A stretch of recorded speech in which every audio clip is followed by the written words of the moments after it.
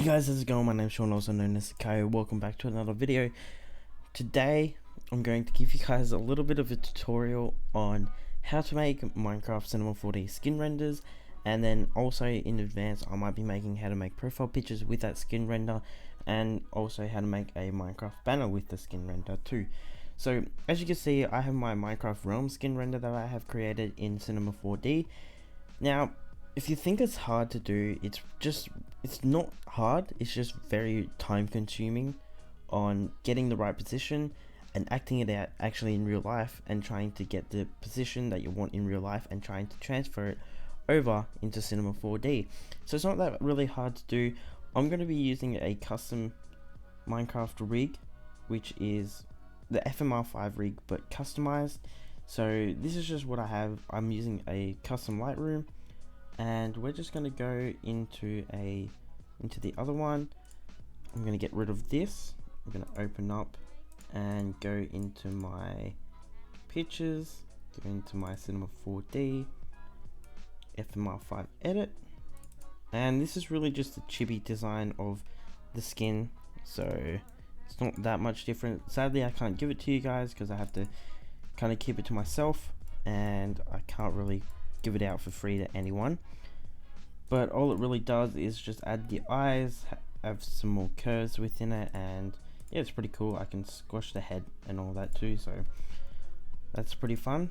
But we're going to add the cape, and we're gonna, oh, wrong button. We're gonna add my cape texture, which should be in my FMRs and cape template, and let's go down to everything should be changed. Just need to change the color of the eyes, which I cannot remember what color my skin eyes are, which I think they're just black anyways.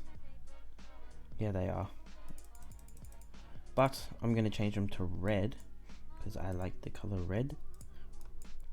Let's do it to that, and let's change this one too to around that. That should be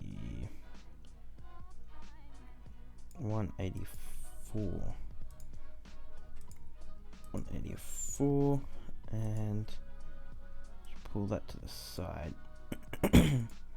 Alright, so that's what it looks like right now. Nothing extruded, nothing done to the skin yet, but just change the color of the eyes, put the cape in, and put the skin in. So we're going to start with extruding. Extruding is really an easy part to do, just very time consuming. I'm just going to spread out my arms very quickly, and my legs too. Let's go like that, let's go like that, and that. So that's going to be, I could probably bring that down actually one. So this is just going to be the start for our thing. Alright, the cape looks a bit weird. That's weird.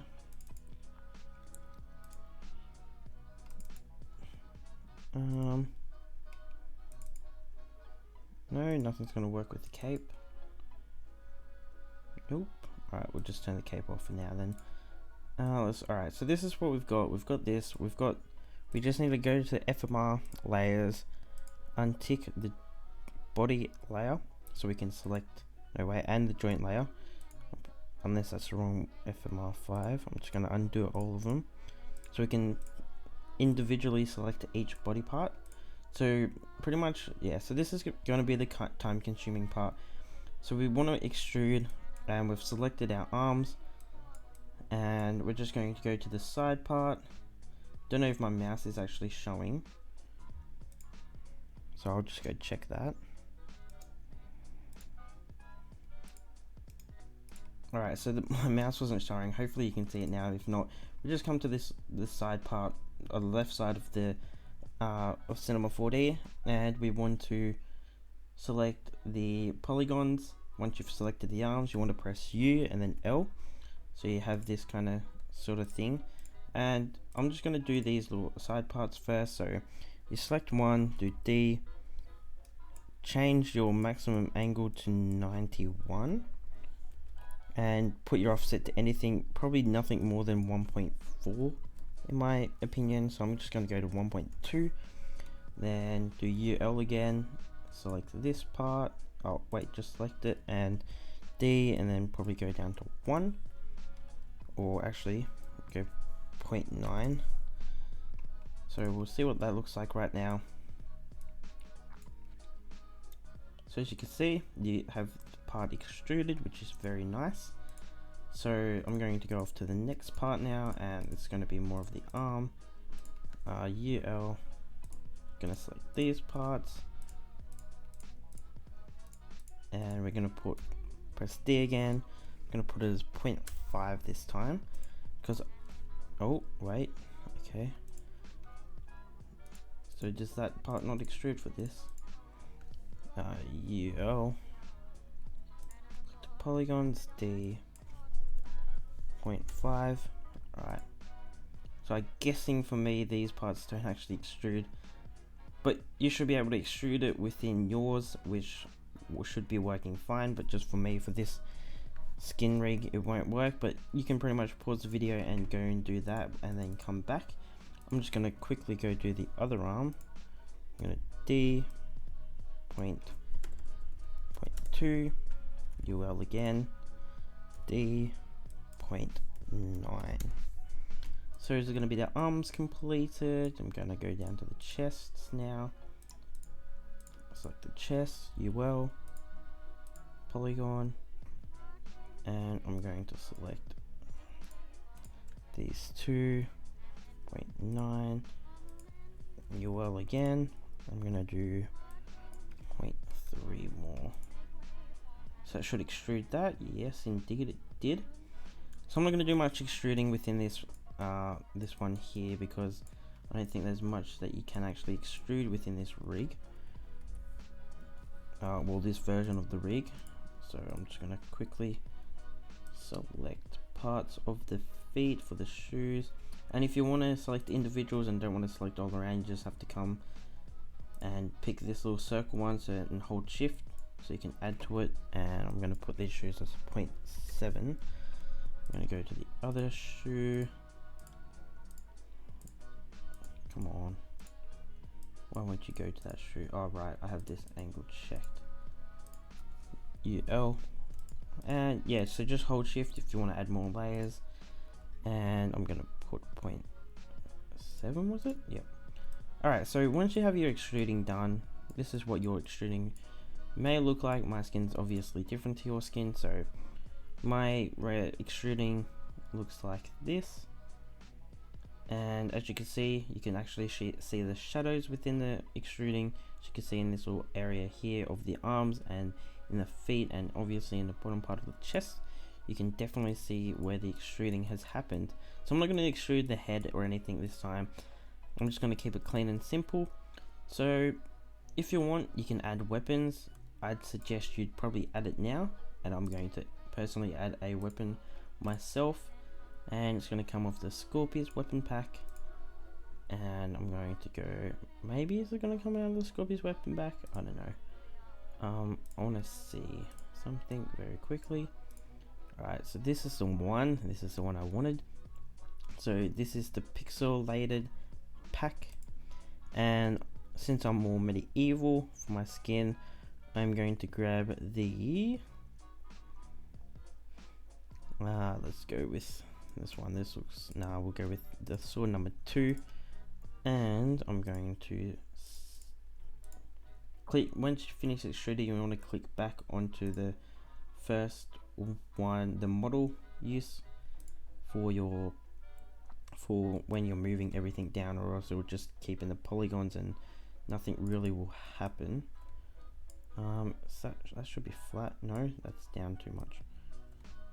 Alright, 90, and then I'm gonna go again 90 degrees, and I'm going to scale it down a little bit, and I'm going to quickly fit it into my hand if I can. Let's go like this, and hopefully that should be fine for now.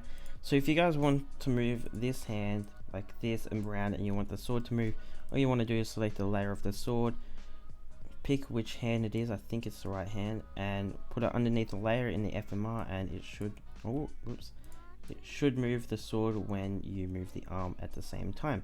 So that's cool. So I'm also going to add a shield. I don't know, I think I might add that. I think I might add the sword to the other hand because that sounds more reasonable.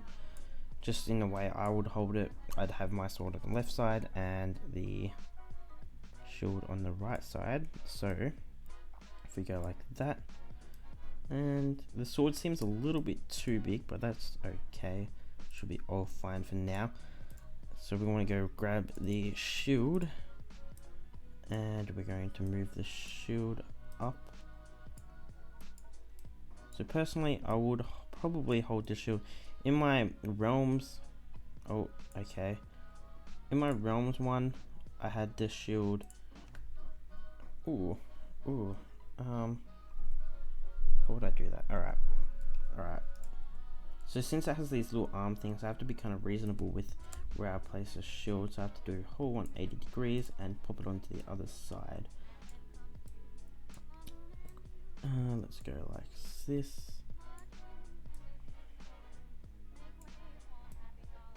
So I'm guessing, I don't know how I'm actually going to do this.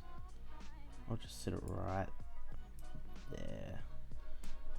Probably scale it down a little bit because it looks a little bit too big. I'm going to scale it down. Alright, that should be fine right there. So that'll be put onto the right hand attachment. So that should be all cool to move around, and the shield should move around too with it. Alright, awesome. So now you just want to get your position done, which will be, I don't know how we do this shield, the position, but hopefully you would find a position. I'm just going to have a normal holding and the sword, kind of like my other one in the realms, and we're going to do that by not doing that. If you want to keep the axis aligned and straight, you just want to click this little one with the globe and everything, and it should hopefully keep the line straight. I don't know what's happening with this rig right now, but I'm not going to actually keep it straight. Actually, yeah, I'll keep it straight. Alright, let's pull it in. I don't think it's really working right now. Alright, let's go something like this. So you just really want to fiddle around with the rig and where you want to place everything. I feel like I should probably move this shield a little bit higher. Let's go like this. Yeah, that should be good.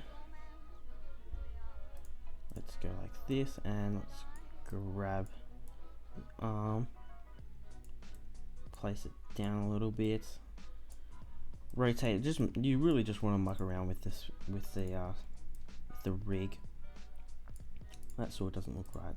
I'm gonna rotate this by 90 degrees and move it like so. Let's go like this.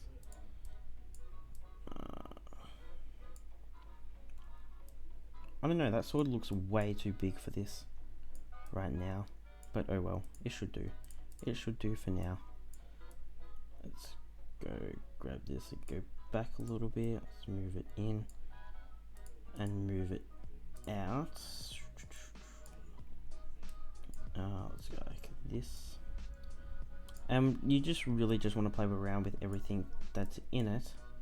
So you want to bend down your person, have it maybe more intensified, or just more blocking. I'm just going to have mine as a blocking kind of thing. Let's move this little layer here, and keep moving around.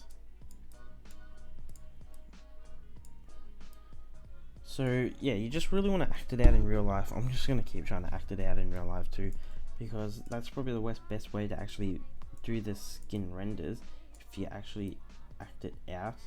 So I'm going to have my feet like this, and my back feet, this left one with the sword, and have it back, and that should be fine there.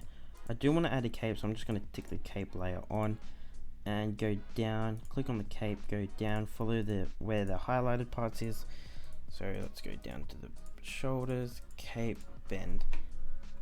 Alright, so I found where the cape image is, so I'm just going to change it to my cape. Hopefully that'll work, which it didn't. I don't know why, but oh, there we go. Alright, I'm going to change this cape texture to my cape. There we go. That looks a little bit off, but oh well.